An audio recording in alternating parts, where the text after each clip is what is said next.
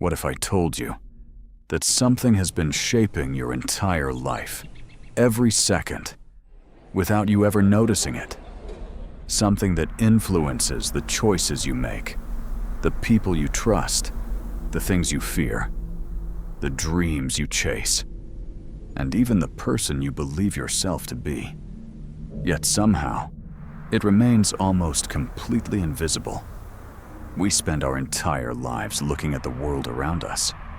But how often do we stop to question the one looking? Because before you experience anything, before a moment becomes a memory, before something becomes meaningful, it passes through something first. Something you carry everywhere. Something you have never been able to step outside of. Your mind. But what if the mind you use to understand reality is also the thing shaping the reality you experience? Think about the last time you looked through a window. You saw the world outside, the trees, the streets, the people passing by. But you probably didn't think about the glass between you and the world. Because when something is always there, we stop noticing it. What if your mind works in a similar way? What if there are invisible lenses between you and reality? Experiences, memories, beliefs, expectations, all quietly influencing what you notice and what you ignore.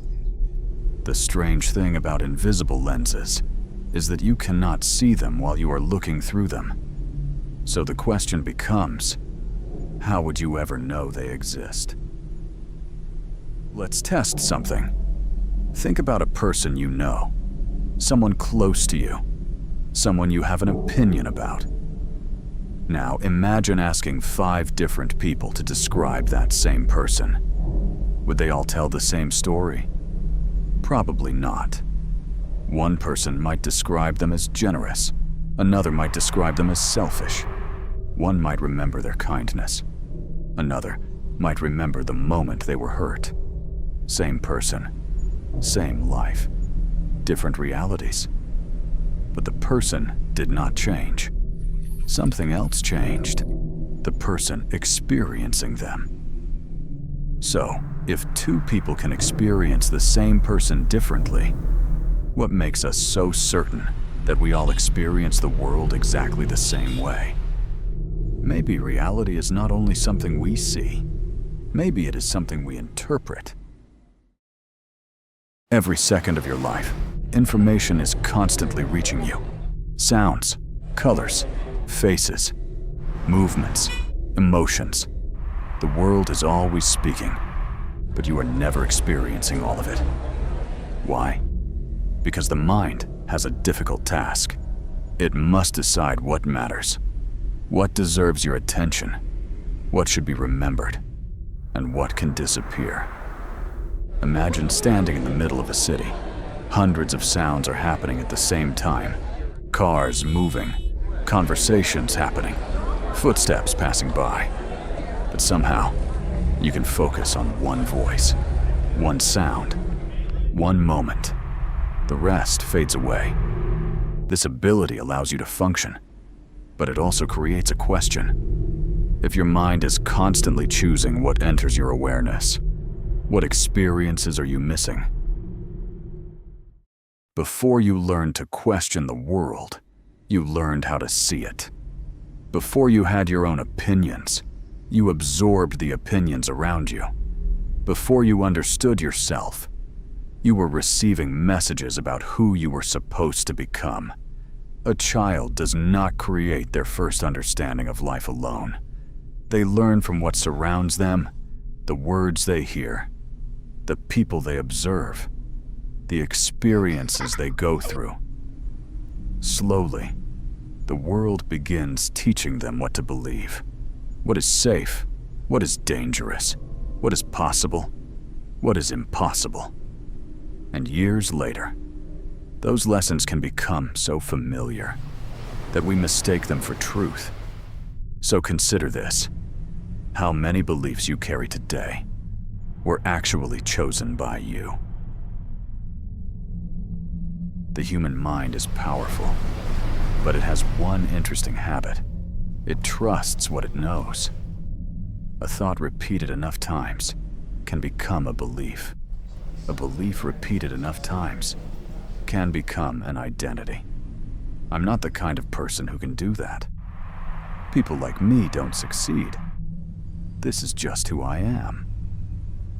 These sentences may feel like facts, but sometimes they are simply stories that have been repeated for so long, we forgot they were stories.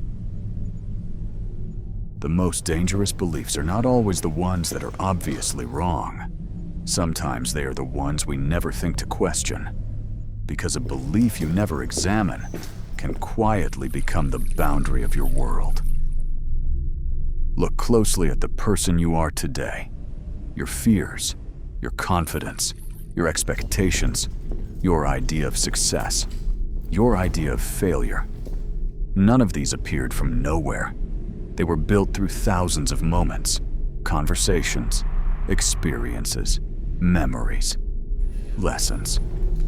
We are all carrying invisible blueprints, created by a past we did not fully choose. But the important question is not, who influenced me?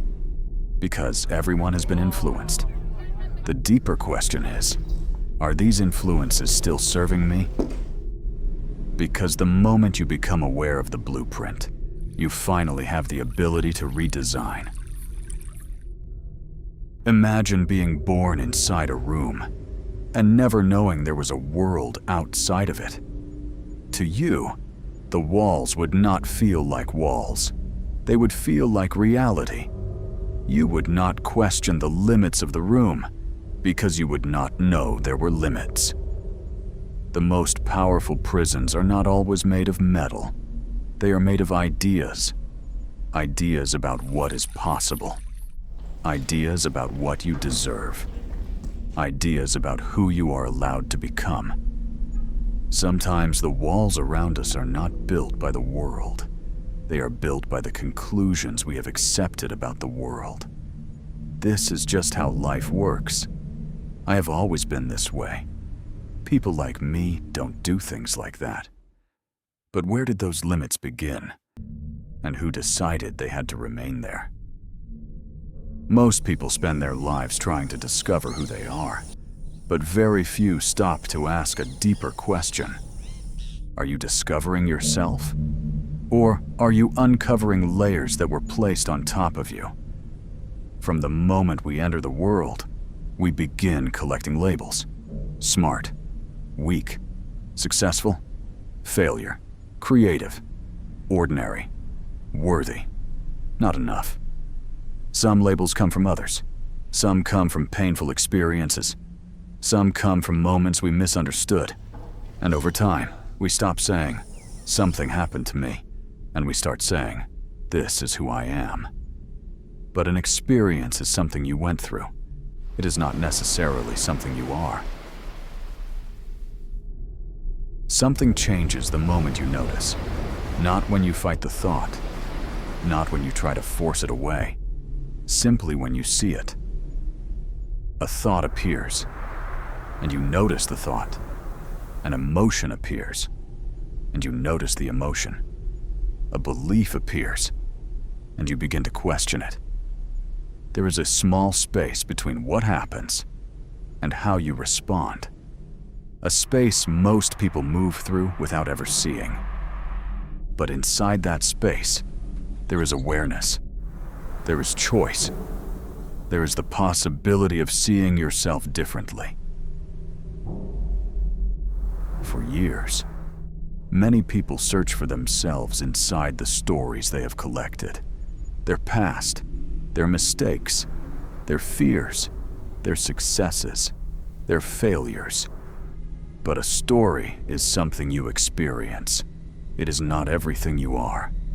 The sky is not the same as the clouds passing through it. The ocean is not the same as every wave that appears on its surface. And perhaps, you are not every thought that passes through your mind. Maybe discovering who you are begins with understanding what you are not. There's a moment that exists between every experience and every reaction. A moment so small that most people move through it without noticing. Someone says something that hurts you. A thought appears, an emotion rises, and before you even realize it, you react. But what if there was another possibility? What if, instead of immediately becoming the thought, you could simply observe it? What if, instead of being carried away by every emotion, you could understand where it came from? That small space between what happens and what you choose is where awareness begins. The interesting thing is, the world outside of you does not suddenly change. The same challenges remain. The same uncertainty remains. The same people remain. Life continues being life. But something about your relationship with it changes. You begin noticing the difference between what happens and the meaning you give to what happens. You begin seeing the difference between a thought and the truth, between a feeling and a fact, between a story and reality. And maybe that is where real freedom begins. Not when everything outside of you becomes perfect, but when you finally understand the lens through which you see it. So who are you? Are you the memories you carry? The mistakes you made? The opinions others placed on you? The fears you learned? The labels you accepted? Or are those simply pieces of your journey? Pieces that shaped you, but do not completely define you. Maybe the search for yourself is not about creating a new identity. Maybe it is about seeing clearly through the identities you have collected, removing what was never truly yours, understanding what remains. Throughout your entire life, you have been looking outward, trying to understand the world, trying to understand others, trying to find your place inside everything. But maybe the deepest journey begins when you finally look inward, not to escape the world, but to understand the person experiencing it. Because before you can truly understand the world around you, you must understand the mind through which you see it. So the question is not only, what is reality? The deeper question is, who is the one experiencing it?